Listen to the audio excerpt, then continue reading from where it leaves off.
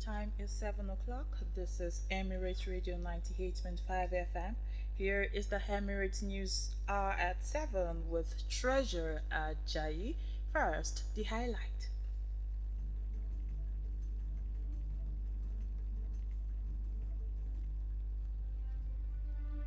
FG issues security alert to Nigerians in Iran, Gulf states. Lagos denies 4.2 billion naira furniture budget claim. Sheyi Tinubu denies link to very dark man King Michi dispute.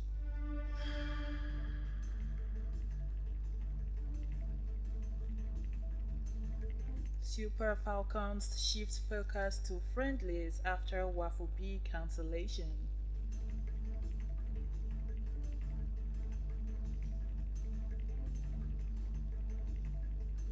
And now the news in details. The federal government has issued a security advisory to Nigerians living in Iran and neighboring Gulf countries following escalating military actions in the Middle East. In a statement signed today by the Ministry of Foreign Affairs spokesperson Kimiebi Momotimi Ebienfa, the government said it is closely monitoring the volatile situation after reported strikes by the United States and Israel on targets in the Islamic Republic of Iran and Iran's retaliatory actions in some Gulf states. Nigerian embassies in Tehran and countries including Qatar, Bahrain, Kuwait, the United Arab Emirates, and Saudi Arabia have been placed on high alert to provide consular assistance. The government urged Nigerians in affected areas to remain extremely vigilant, avoid military and government installations, restrict non essential movement, and comply strictly with local security directives. It stressed that the safety and well being of Nigerians abroad remains its top priority and called on all parties involved to de escalate tensions and return to dialogue in the interest of global peace. In another bit, the Lagos state government has denied reports claiming that 4.2 billion naira was budgeted in 2026 for tables, chairs, and microphones in the office of the deputy governor. In a statement issued today, the government described the claim as a misinterpretation of the approved capital budget. According to the statement, the total capital allocation for the Deputy Governor's office in 2026 is about 4.24 billion naira. However, over 4.07 billion naira of that sum is earmarked for the reconstruction of the Roundhouse complex, a six-story building housing more than 50 offices, including structural upgrades and alternative energy installations. The government said only 170 million naira is allocated for office equipment, furniture, and fittings. It urged the media and public to seek proper clarification to avoid misinformation, insisting that budget planning follows due process and fiscal discipline.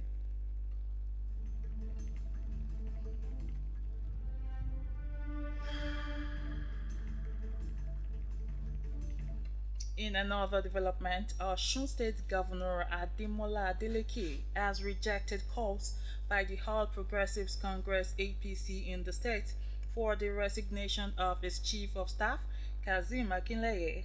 The APC had demanded Akinleye step down over alleged links to a reported 13.7 billion naira payroll fraud controversy.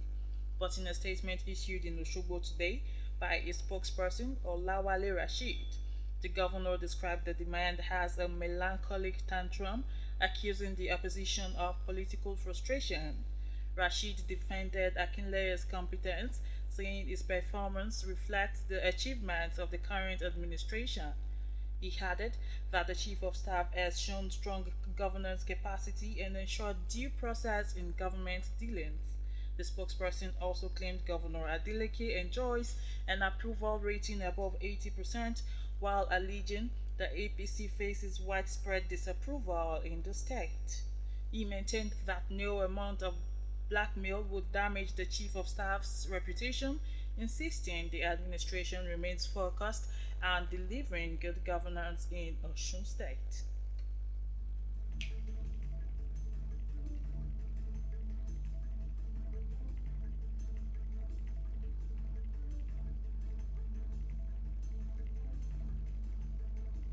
You're listening to the Emirate News at 7 from Emirate Radio Ilorin. Welcome back. Niger State Governor Mohamed Umar Bago has admitted that Mina residents are facing severe water shortages due to over a decade of neglect and aging infrastructure. Speaking at the government house, the governor said the city's water system, built for 150,000 people, now struggles to serve nearly 1 million residents.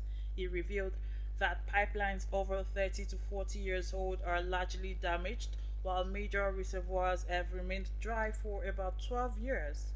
Governor Bago promised a total overhaul, including desilting the Tagwai Dam and replacing obsolete pipes. On electricity, he explained that power supply is managed by the Abuja Electricity Distribution Company, a private firm.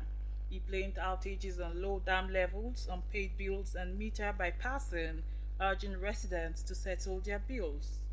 The governor also announced plans to move hospitals, schools, and public institutions off grid through solar projects and partnerships, while encouraging households to adopt alternative energy solutions.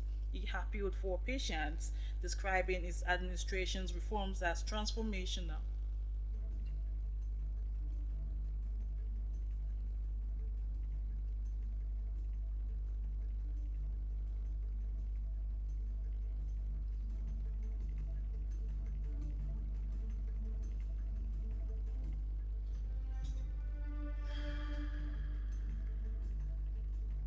On entertainment, the son of President Bola Tinubu, Sheyi Tinubu, has denied claims linking him to the online dispute between activist Very Dark Man and content creator King Michi.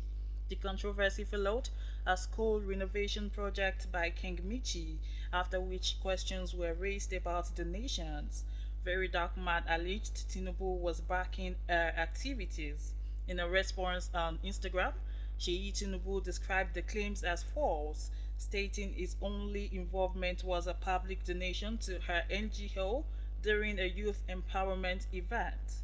He denied any private arrangement, condemned online harassment, and reaffirmed his commitment to philanthropy and responsible public discourse.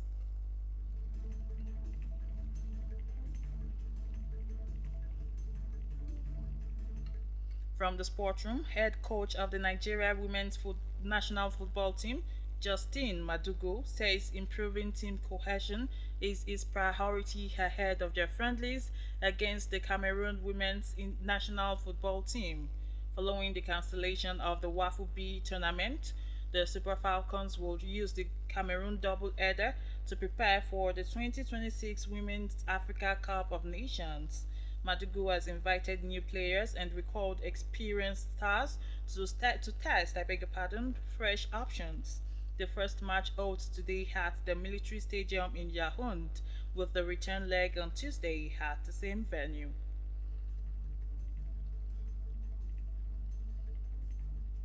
That will be all on Emirates News Hour. Here again are the highlights.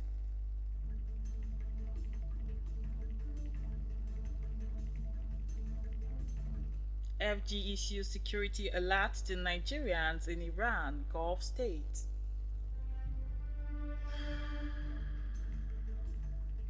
Lagos denies 4.2 billion naira furniture budget claim.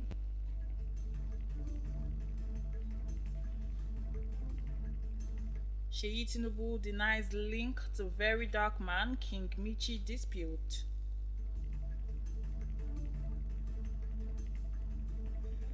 Super Falcons shift focus to friendlies after Wafobi cancellation. The Emirate News at 7 was compiled and edited by Omotolani Dari and read by Treasurer Ajayi. For updates and interactions, Follow us on all our social media platforms at Emirate Radio 98.5 or visit our website at www.emirateradio.ng. Thank you for listening.